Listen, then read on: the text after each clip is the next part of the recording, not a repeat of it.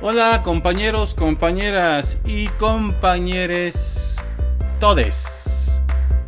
Vamos a ver un tema nuevo que se llama vía de administración o administración de fármacos. Pueden decirle de las dos formas, aunque lo más correcto a mi entender en la terapéutica, digamos clásica, es ministración. Se los aclaro nada más como un dato así medio coquetón. Quiero decir como un dato de cultura general, ¿no? Bueno, aquí en su clase de terapéutica farmacológica en el CONALEP 2056, o sea, 256, Ciudad Hidalgo, Michoacán. ¿Qué hay que hacer cuando vamos a administrar un fármaco? Pues hay que hacerlo a dosis adecuadas, en los tejidos blancos y alcanzando niveles terapéuticos que no sean tóxicos. Estas tres cosas hay que hacer. Primero, dosis adecuada, dosis terapéutica. Si ponemos menos no hace efecto, si ponemos más es tóxico.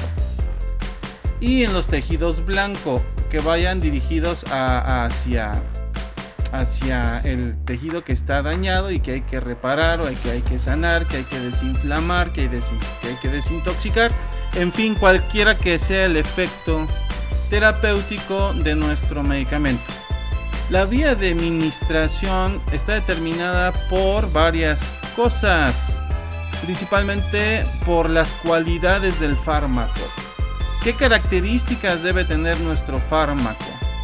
Debe ser de rápida absorción, de lenta absorción, de rápida distribución, en fin, vamos a ver qué características son las que debe tener el fármaco para poderse distribuir de manera adecuada. Y la otra cosa que determina la vía de administración pues son los objetivos terapéuticos. Por ejemplo, en irritaciones locales pues podemos aplicar medicamentos de acción tópica o local, por ejemplo las pomadas, los ungüentos, las cremas, ¿no? En fisioterapia pues también vemos que muchas de las cosas que hace un fisioterapeuta precisamente son de aplicación en la zona donde hay dolor, donde hay inmovilidad, etcétera, etcétera. Entonces, veamos. Hay un fármaco que vamos a colocar, que vamos a administrar en un sitio específico. ¿Qué le pasa a ese fármaco? Pues ya lo vimos en farmacocinética. Se absorbe, es decir, ingresa. ¿A dónde llega? Bueno, pues tiene que llegar al plasma sanguíneo, tiene que llegar al tejido linfático, a los vasos linfáticos, a los líquidos intersticiales, intercelulares y finalmente hacia las células, ¿no? Ya eso le vamos a llamar distribución. Ya cuando el fármaco llega a los tejidos, pasa del plasma a los tejidos y en los tejidos se transforma en metabolitos secundarios principalmente. Es decir, este fármaco va a ser transformado.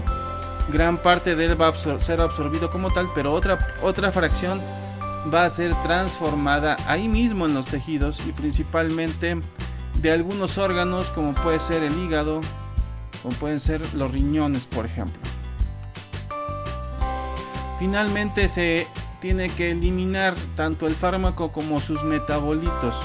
Los fármacos no deben de ser parte permanente de un tejido porque no son sustancias propias de los tejidos humanos. Sin embargo, sí deben de estar ahí cierto tiempo. Hay unos fármacos de larguísima duración. Por ejemplo, en las infiltraciones que hacen los médicos, todos los traumatólogos, algunos fisioterapeutas, pues los fármacos tienen que permanecer mucho tiempo, pero finalmente tanto ellos como sus metabolitos, es decir, las sustancias en las cuales esos fármacos se transformaron, deben de ser eliminados, ¿verdad? Bueno. Entonces, ¿dónde vamos a encontrar esos fármacos o metabolitos finalmente al ser eliminados? Pues en la orina, en las heces fecales y en la bilis. Las tres vías principales de eliminación, no son las únicas, pero son las principales. la vía renal, la vía biliar, donde está involucrado el hígado, y la vía digestiva, que finalmente son las heces fecales que salen por recto llano y que vienen del intestino. Ahí está completo nuestro cuadro sinóptico, ¿no? Y va en ese orden. Hay algunos que, como pueden ver, algunos fármacos no tienen transformación, a pesar de que sí tienen distribución, no tienen transformación, sino que directamente van a eliminación. Y otros, o la mayoría de ellos, sobre todo los que viajan o más bien se ministran por vía oral, pues sí sufren transformaciones metabólicas, y de repente de tener simplemente una aspirina, pues ya tenemos de 10 a 20 compuestos distintos por esa transformación metabólica que sufre, en este caso y como ejemplo, la aspirina, ¿no? Y así para todos los demás fármacos, o la mayoría de ellos, que se ministra por vía oral principalmente. Hay fármacos que son solubles en agua, otros son solubles en lípidos, otros tienden a la ionización. Entonces, los que son solubles en agua, pues no hay mucho problema, ¿verdad? Van a pasar a través de los poros de la membrana plasmática, que es por donde pasan las sustancias disueltas en agua. Otros son solubles en lípidos. Ahí la distribución es un poco más lenta, inclusive si es por administración parenteral, pues es más dolorosa, ¿sale? Es decir, por vía intramuscular, por ejemplo. Y bueno, estos fármacos van a pasar por el espacio intermembranal lipoide, lipofílico, o es decir, por la parte grasa, por la parte lipídica de la doble capa de fosfolípidos de la membrana. Y otros fármacos tienden a ionizarse, es decir, tienden a formar radicales que tienen alguna carga eléctrica positiva o negativa, y por tal razón pues a veces no se pueden ministrar con algunos alimentos, como la leche, que también atrapa o quela químicamente. El proceso se llama quelación, a la interacción electrostática entre las cargas eléctricas de los medicamentos y algunos alimentos, como la leche, por ejemplo, que tiene la tendencia a atraer químicamente, electroquímicamente, a algunas sustancias. Entonces, pues no es deseable. Se supone que el fármaco debe llegar al tejido blanco, al órgano efector de la acción terapéutica, y si este medicamento es atrapado por la leche, ya sea en el estómago o en el intestino delgado, pues no va a llegar, o va a llegar una fracción muy pequeña. Ese es el problema con la ionización. ¿Cuáles son los objetivos terapéuticos? Bueno, podría ser, como ejemplo, una acción rápida, una acción lenta por tiempo prolongado, una acción tópica, una acción donde el fármaco no llegue con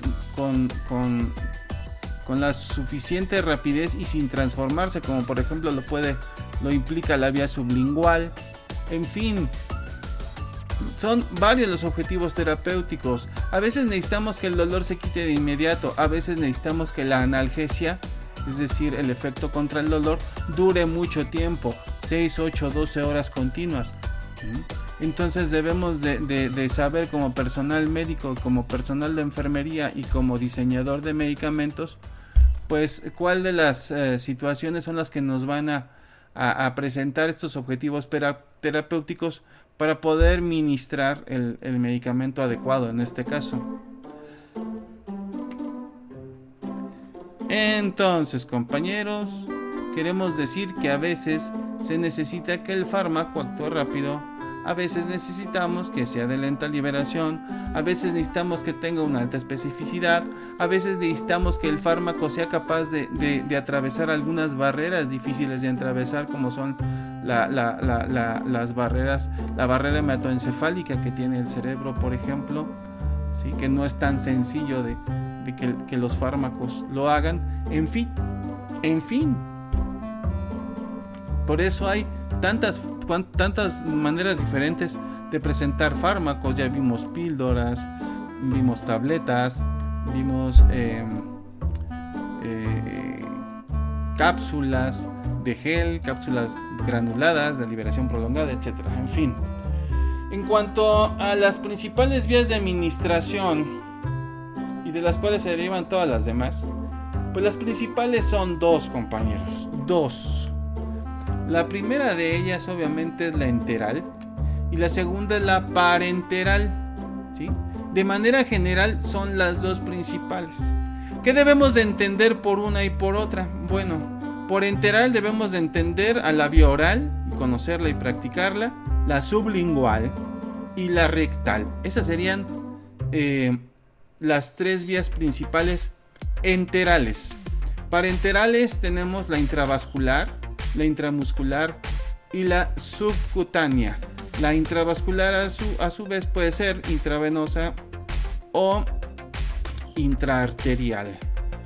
Entonces ahí están los tipos principales, que son dos, enteral y parenteral. Los subtipos principales con su respectiva abreviatura, por cierto. Vía oral es BO, sublingual SL, rectal BR, intravascular IB, intramuscular IM, subcutánea SC. Y eso se los digo porque en las preparaciones farmacéuticas, en los medicamentos, ustedes deben de hacer caso a la indicación médica y revisar y verificar que el medicamento efectivamente cumpla con la vía correcta. Es decir, si yo tengo un antibiótico IB, pues va a ser intravascular o intravenoso. Si yo tengo un medicamento IM, va a ser intramuscular. Y en muchas ocasiones, o la mayoría de ellas, no puedo ministrar uno como si fuera el otro. Son formulados distintos, porque no es lo mismo la absorción, no es lo mismo la distribución por vía intravascular, que es mucho más rápida, que una administración intramuscular, que es más lenta. Entonces, en función de eso, las características de los medicamentos pues van a cambiar. También no es lo mismo una administración oral a una dosis alta de medicamento a una sublingual.